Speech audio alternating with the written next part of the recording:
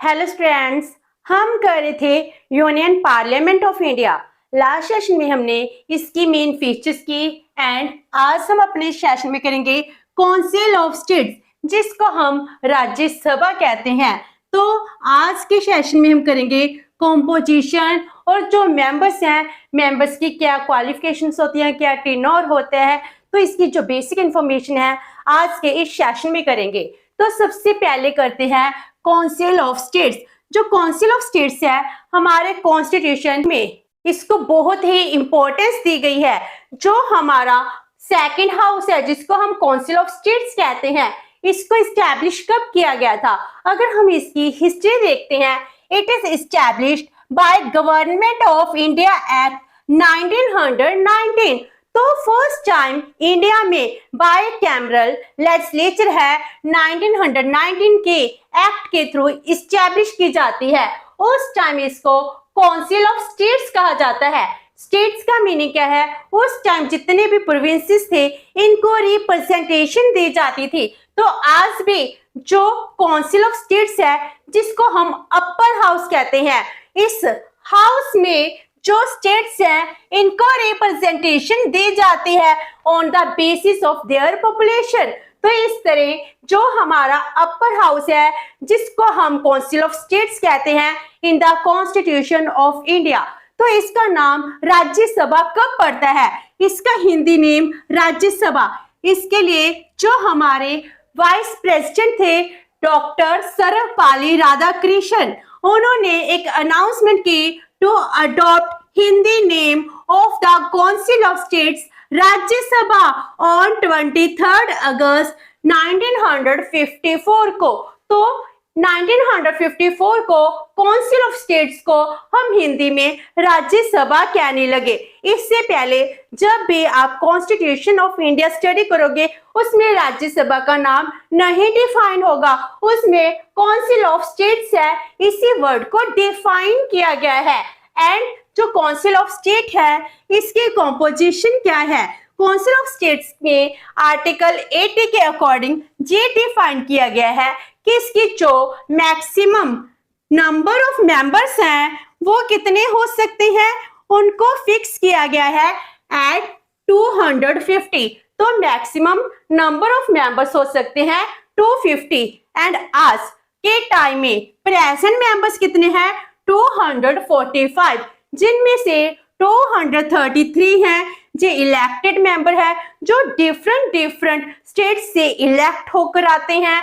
And 12 nominated members हैं जो art, culture, science, जो अपने फील्ड में स्पेशलिस्ट होते हैं, जिनको बहुत ज्यादा नॉलेज होती है, उनको प्रेसिडेंट नॉमिनेट करते हैं in the council of states और इन राज्यसभा। जो हम कहते हैं जो इलेक्टेड मेंबर हैं, तो इनके सीट्स की एलोकेशन कैसे होती है? एलोकेशन ऑफ सीट्स, जो एलोकेशन ऑफ सीट्स है जिसमें स्टेट्स को रिप्रेजेंटेशन दी गई है, it is on the basis of population of the states. तो जिस स्टेट की पॉपुलेशन ज्यादा होगी उसके ज्यादा मेंबर्स होंगे राज्यसभा में, जिसकी पॉपुलेशन कम होगी उसके मेंबर्स कम होते हैं इन द राज्यसभा। तो इसका मीनिंग हो गया स्टेट्स को इक्वल रिप्रेजेंटेशन नहीं दी गई है। तो unequal members of the state, जैसे हम यूएसए की बात करते हैं, उसका जो अपर हाउस है सेनेट है, सेनेट में सब स्टेट्स को इक्वल रिप्रेजेंटेशन दी गई है। चाहे कोई स्टेट छोटी है या बड़ी है, सबके 2 रिप्रेजेंटेटिव होते हैं। इस तरह सेनेट में होते हैं 100 मेंबर्स। लेकिन इंडिया में क्या है? According to population of the state, इसीलिए अनइक्वल रिप्रेजेंटेशन दी गई है। फॉर एग्जाम्पल यूपी की पॉपुलेशन ज्यादा है तो इसमें 31 मेंबर्स हैं जो काउंसिल ऑफ स्टेट्स में इलेक्ट होते हैं। महाराष्ट्र की 19 है और जो गोवा है बहुत ही छोटी स्टेट है, इसमें 1 मेंबर है। मिजोरम में 1 मेंबर है। इस तरह बहुत सारे स्टेट्स हैं जिनका एक मेंबर ही इलेक्ट किया जाता है इन द राज्यसभा। और जो हमारे यूटीस हैं, यूटीस में ओनली दिल्ली, पुडुचेरी, जम्मू एंड कश्मीर, इन यूटीस को ही राइट दिया गया है कि वो अपने मेंबर्स को इलेक्ट कर राज्यसभा में भेज सकते हैं। तो इस तरह जिन यूटीज में लेजिस्लेटिव असेंबली है, सिर्फ उन्हीं के मेंबर्स इलेक्ट होकर राज्यसभा में आते हैं। तो जो इलेक्शन है, इलेक्शन के लिए क्वालिफिकेशंस क्या होती हैं मेंबर्स की, जो हम इन मेंबर्स को इलेक्ट करते हैं, तो इसके लिए क्या क्वालिफिकेशन डिफाइन की गई है। तो ये कहा गया है he must be citizen of India. अगर कोई राज्यसभा का मेंबर बनना चाहता है तो इंडिया का ही सिटीजन होना चाहिए और उसकी मिनिमम एज 30 इयर्स होनी चाहिए। इट मींस वो मैच्योर पर्सन होना चाहिए। And other qualifications as prescribed under any law of the parliament। Parliament ने जो कुछ भी एक्ट बनाकर डिफाइन किया है कि ये क्वालिफिकेशंस हैं मेंबर्स में होनी चाहिए और उस पर कुछ कंडीशंस इंपोज की गई हैं। अगर ये कंडीशन फुलफिल नहीं होंगी तो मीनिंग वो डिस्क्वालिफाइड भी हो सकता है। तो first of all he should not be held any office of profit under government of India or any state government। इनके अंडर कोई भी ऑफिस ऑफ प्रॉफिट को हेल्ड ना करता हो, अनसाउंड माइंड नहीं होना चाहिए, बैंकरप्ट दिवालिया नहीं होना चाहिए। तो जे कंडीशंस हैं वो इम्पोज की गई हैं। तो मेंबर के क्वालिफिकेशंस के बाद आते हैं method of election and by election. जो मेंबर्स हैं, मेंबर्स को इलेक्ट कौन करता है। जब भी लोकसभा की इलेक्शन होती है, हम सबको पता है लोकसभा की इलेक्शन है, हम यूनिवर्सल अडल्ट फ्रेंचाइज के बेस पर अपनी वोट कास्ट करते हैं। लेकिन जब राज्यसभा की इलेक्शन होती है, हमको ये पता ही नहीं चलता कब इलेक्शन होगी। तो इसकी इलेक्शन का मेथड डायरेक्ट ना होकर इनडायरेक्ट इलेक्शन है। इसके लिए हम वोट कास्ट नहीं करते, बल्कि हमारे द्वारा इलेक्टेड रिप्रेजेंटेटिव्स हैं वो ही अपनी वोट को कास्ट करते हैं।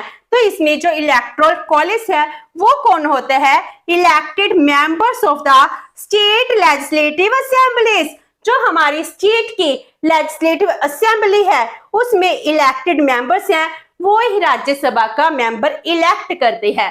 फॉर एग्जाम्पल किसी भी स्टेट के अगर राज्यसभा के मेंबर को इलेक्ट करना है तो उस स्टेट के जितने भी एमएलए हैं सिर्फ वो ही वोट को कास्ट करेंगे। तो इस तरह वो क्या करते हैं, राज्यसभा के मेंबर को इलेक्ट करते हैं। तो जो इलेक्शन का मेथड होता है सीक्रेट ना होकर ओपन बैलेट सिस्टम होता है बाय सिंगल ट्रांसफरेबल वोट। अगर एक राज्यसभा के इलेक्शन के लिए 4 मेंबर्स खड़े हैं तो उनको उनके preferences first, second, third, fourth preferences के अकॉर्डिंग वोट दी जाएगी। तो इस तरह बन गए सिंगल ट्रांसफरेबल वोट। तो इस तरह मेंबर्स हैं वो इलेक्ट किए जाते हैं। एंड इसके लिए जो और मेंबर्स हैं 12 मेंबर्स वो नॉमिनेट होते हैं by the president of India, जिनको वेरियस फील्ड्स में अपने फील्ड में सबसे ज्यादा नॉलेज होती है, स्किल्ड पर्संस हैं। हम उनकी सर्विसेज लेने के लिए राज्यसभा में हम इनको इलेक्ट कर लेते हैं।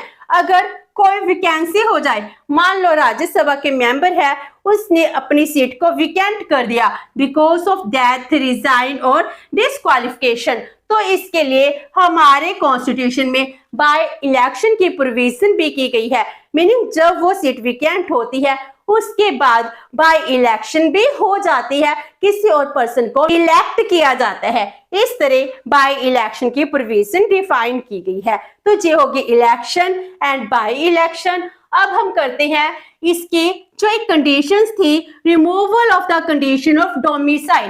पहले क्या होता था, जब राज्यसभा के मेंबर बनते थे जो जिस स्टेट के हैं उसी स्टेट के मेंबर्स हैं वो ही राज्यसभा के मेंबर बन सकते थे। लेकिन 2003 में इस कंडीशन को रिमूव कर दिया गया through amendment in representation of people act 1951।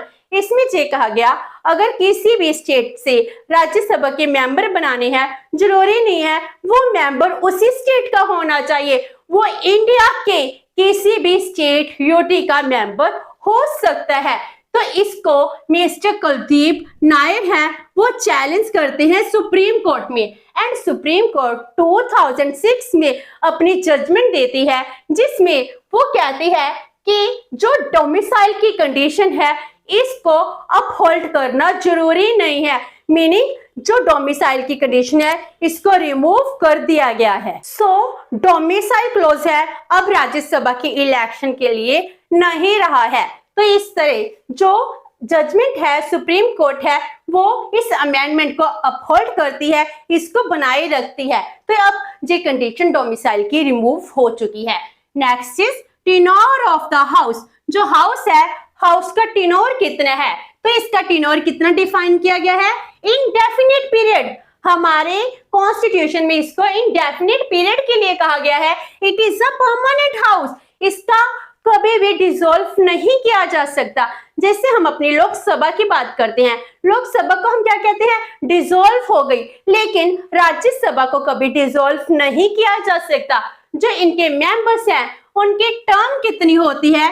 Term of the members. हम टर्म ऑफ द हाउस नहीं कहते, हम टर्म ऑफ द मेंबर्स कहते हैं। तो मेंबर्स एंड हाउस जहां पर डिफरेंस आ जाता है, लेकिन लोकसभा में टर्म ऑफ द हाउस और term of the members These are the same things। लेकिन राज्यसभा में मेंबर्स और हाउस सेम थिंग नहीं हो सकती, because house is a indefinite और परमानेंट हाउस है।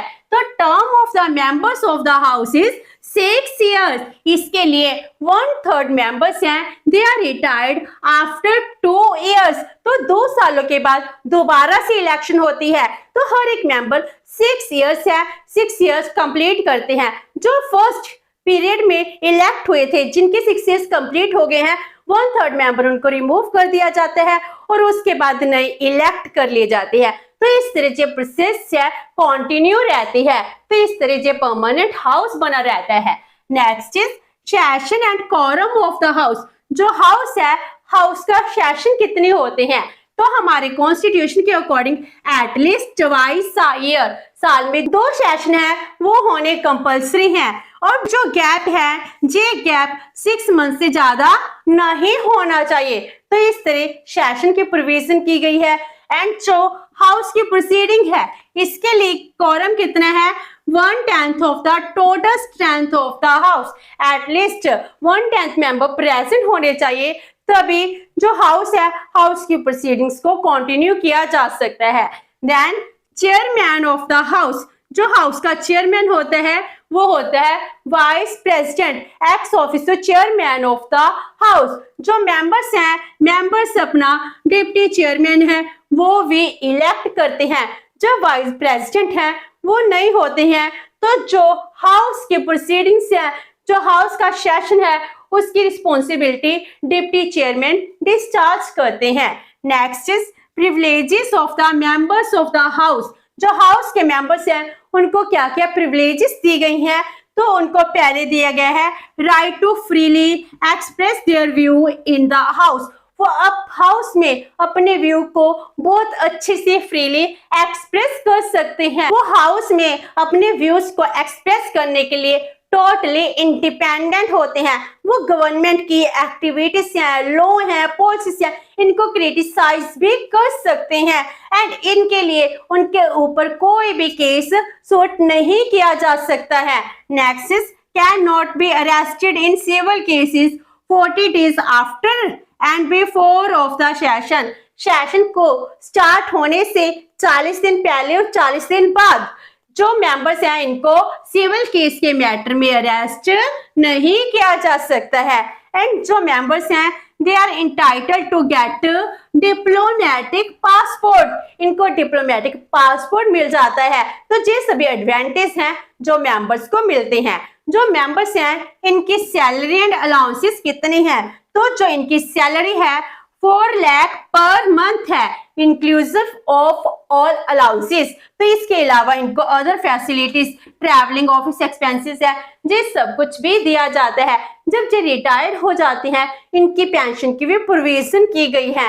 एंड इनको इससे भी ज्यादा they are entitled to spend ₹5 crore per annum. हर साल 5 करोड़ खर्च कर सकते हैं under the MPLAD scheme. MPLAD scheme है क्या? Member of parliament local area development scheme. तो MPLAD स्कीम के अंडर अपन जिस एरिया से जे MP इलेक्ट होकर आए हैं उस एरिया को डेवलप करने के लिए वो 5 करोड़ रुपया भी खर्च कर सकते हैं पर एनम। तो इनको जो सब फैसिलिटीज है वो दी गई हैं। तो आज इस तरह हमने इस सेशन में जो काउंसिल ऑफ स्टेट्स है और राज्यसभा है इसकी बेसिक इंफॉर्मेशन की है, मेंबर्स कंपोजिशन की है। नेक्स्ट सेशन में हम करेंगे पावर्स और functions of the Rajya Sabha. Hope so कि आपको ये सेशन अच्छा लगा होगा। अगर आपकी कोई क्वेरी है तो post comment box and video अच्छी तो please like and share with your friends. Thank you so much and have a nice day.